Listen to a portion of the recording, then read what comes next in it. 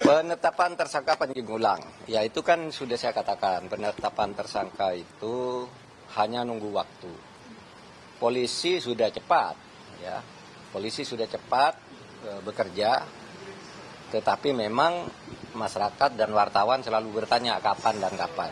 Sejak dulu saya sudah bilang ini pastilah tersangka karena sudah masuk ke penyidikan, sementara yang satu yang dilaporkan hanya satu, kan berarti tersangkanya dia. Cuma agar tidak ada yang terputus, polisi bekerja dengan cermat, mengundang ahli hukum pidana, ahli agama, ahli teknologi, ahli bahasa, bahkan juga menguji laboratoriumnya, laboratorium forensiknya tentang ucapan-ucapan dia itu asli apa diedit, kalau dipotong bagian mana yang dipotong kan ketahuan semua. Nah, dari situ kemudian dipanggil, tidak datang, kan tidak boleh paksa orang tidak datang sebelumnya. Baru datang kemarin langsung ditetapkan sebagai tersangka.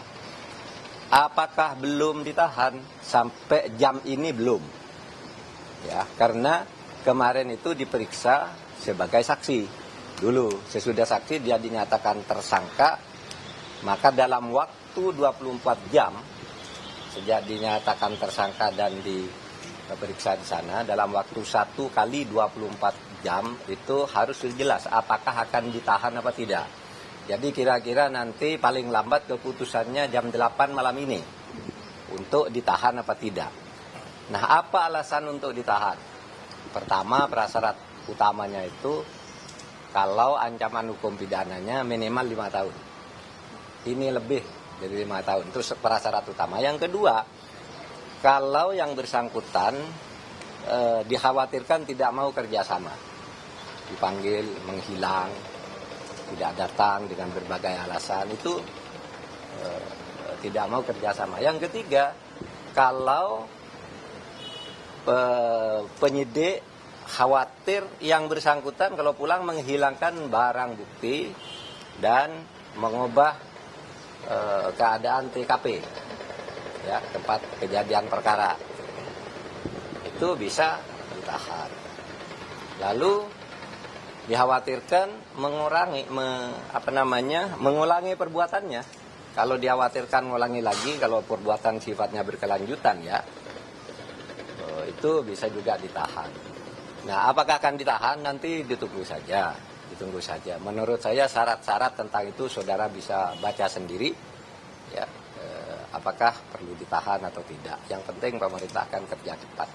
Nah, dalam pada itu sambil menunggu keputusan Polri untuk menahan yang bersangkutan atau tidak, kami sudah mengantisipasi untuk menjaga manajemen atau penyelenggaraan Pondok Pesantren Al Zaitun. Karena Pondok Pesantren Al Zaitun itu sebagai sebuah lembaga pendidikan pesantren,